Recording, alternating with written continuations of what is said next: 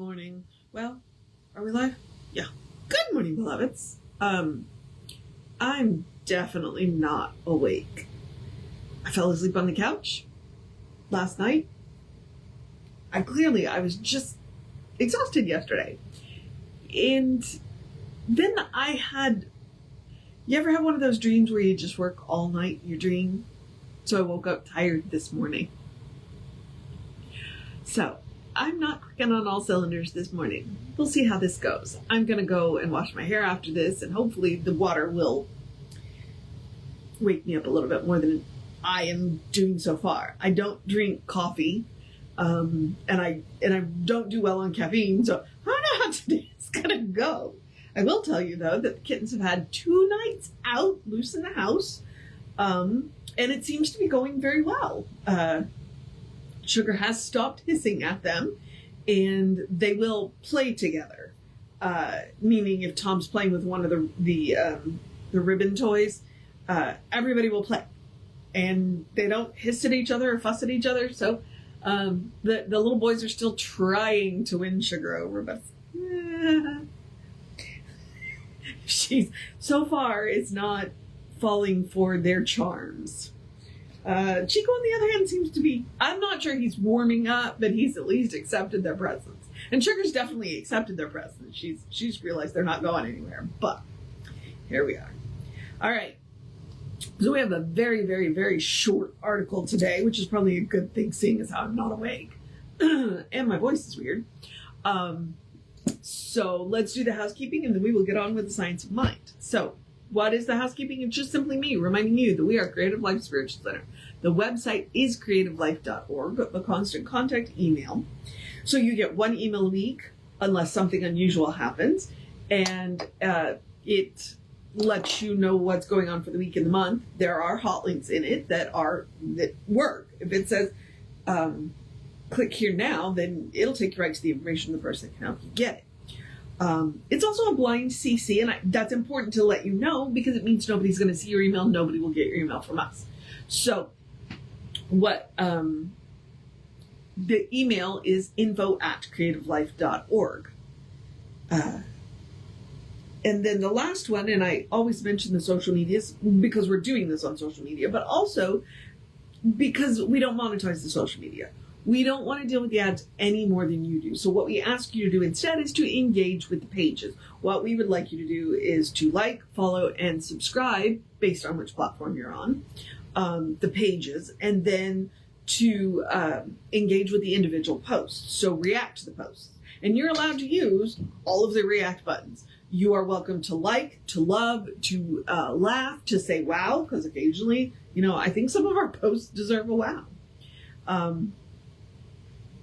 So please feel free to use all of the posts. And okay, Dante just dove under the couch that I'm sitting on between my feet. And then, then share the post and comment on the post. It bumps us in the algorithms and we would appreciate it. Okay, I think that's everything for the housekeeping. Now, Living the Science of Mind is a collection of essays that came out of the at-home course.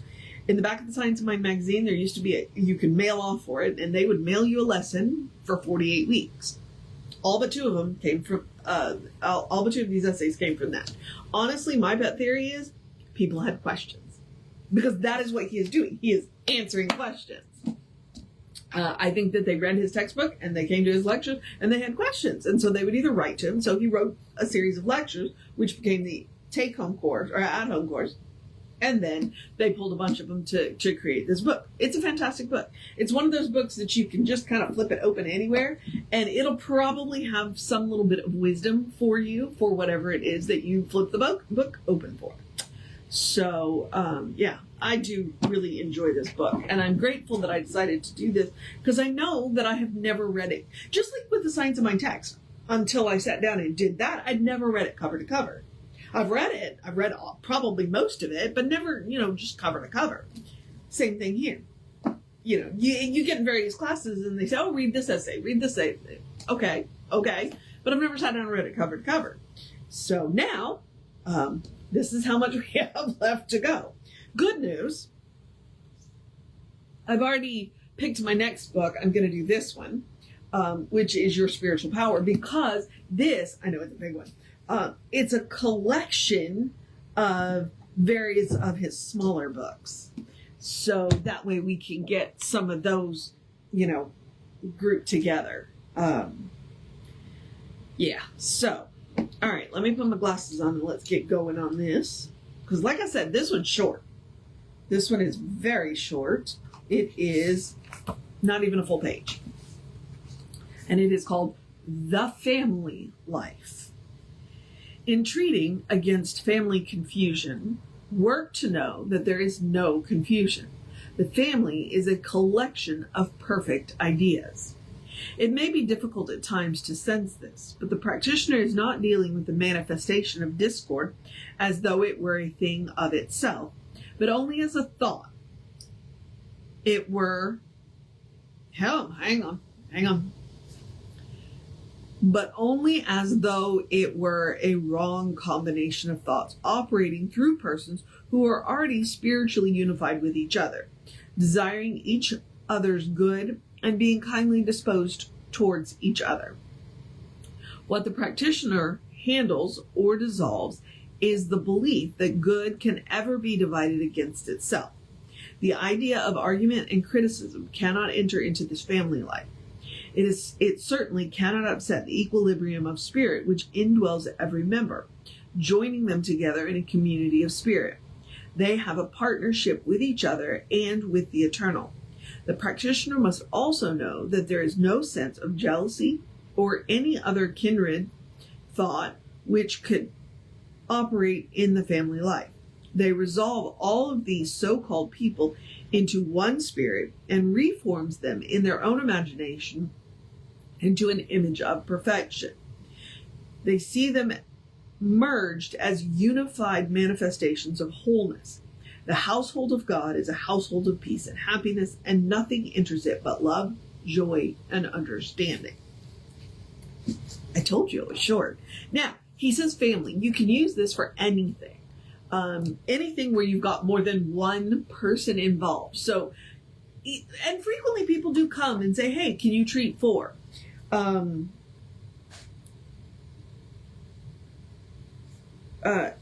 you treat for my family? Can you treat for whatever it is? And it is important. So you can do this for siblings. You can do this for parental relationships. You can do this for business relationships. You can do this for offices. Anywhere where you have a group of people. Because the biggest thing is to remember that we're all one. That we are all created out of the same substance, that we are all one, and that we are all working towards the same goal, which is good. Okay? So whatever group that you are working for, then you see them as one. And I like that he says good cannot be divided against itself. Because that generally is anytime we're dealing with a group, then that's the goal. We are dealing with a group of people who have come together for whatever reason to do good. And if we start with that premise, and then we add in that each one of them is a perfect manifestation of spirit, and I know perfect is one of those words that can make us all crazy because it used to be one of my trigger words. Just remember that perfect doesn't mean flawless. Perfect means whole. So it's all included. Our human messiness gets to be included in our perfection. Okay? But what we are doing is removing the confusion. We are reminding every member of the group that they are a beloved expression of the divine, that this group is a beloved expression of the divine, a beloved manifestation of the divine, and that we have all come together for a specific reason. Now, if that means being a family, that has a whole different idea. And that was one of the things that I found really interesting, is somebody was talking about, rather than seeing the government as a corporation, maybe we should see the government as family. Because the job of the family is to make sure that everybody's fed and everybody has a place to sleep and everybody is well. Okay? And that made sense. And so, a family is for everybody's good. A family is for everybody's good. And that's what he's saying. So let's focus on that instead of whatever the issues are. Let's focus on the good that we came together to do.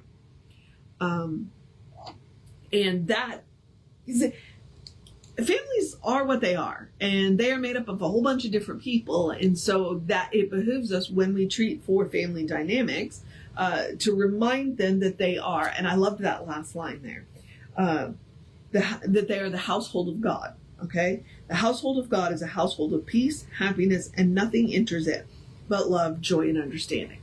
So if that's what we could do, if we could treat every family that way as a household of God, and reminding each other that each person is an expression of the divine, so therefore it is a divine household.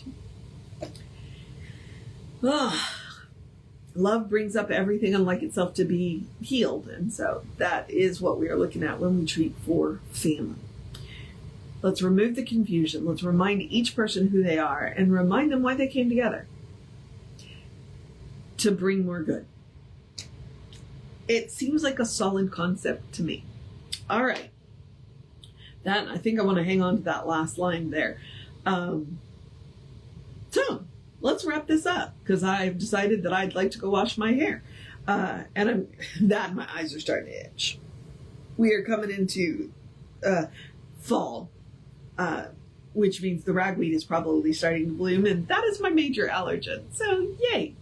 We are not going to fall prey to the ragweed this year. We are just going to know that our immune system is just going to ignore it, right? Isn't that the way we do this? Yeah. Okay. All right, beloveds. So what I'm going to do, feel free, it's a great article. It's a great little, here, let me tell you what page number it is. Not that my eyes are just dry and itchy this morning, so let's see if I can, if you have this book, it was on page 335. And I think I would carry that into any time anybody asks me to treat for their family. That one. So, now I'm going to encourage you to have a great day, a wondrous day, a fantastic day, a magical day, an enchanted day, a wonderful day, an awesome day, an amazing day. A take care of business day. Wait, it's Sunday. It's take care of yourself day. Go be with your community day. Take a break day. Enjoy the weather day. I thought it was wind, but that could just be my AC. Like there's a breeze out there, but that could just be my AC. I have not been outside. I don't know what the weather's like. A drink plenty of water day. A cuddle your fur babies day. A do something amazing for yourself day. Be that eat something, listen to good music, watch a good movie, read a good book, do something good for yourself day. A make time for a laugh day. Do something silly day. I'm not even sure what day, and that's okay day. A good day, and if that is too much pressure, I know occasionally it is. Simply have a day. You are enough, just as you are. You are a beloved expression of the divine. Your spirit in motion, God in action. A brilliant masterpiece and a work in progress at the same time, at your own pace. A beautiful light. No, it's a beautiful masterpiece and a work in progress at the same time, and a brilliant light. And a divine spark. And as Reverend Justin likes to call us, you are godly. All right, explore the truth of your being. Get to know who the divine knows you to be. Because the divine knows you to be good. And from there, anything is possible. I mean, you heard it. God's household is of peace and happiness. Okay? So that's what you are. So explore the truth of your own being. Once you know yourself as the divine knows you, anything is possible. All right, beloveds.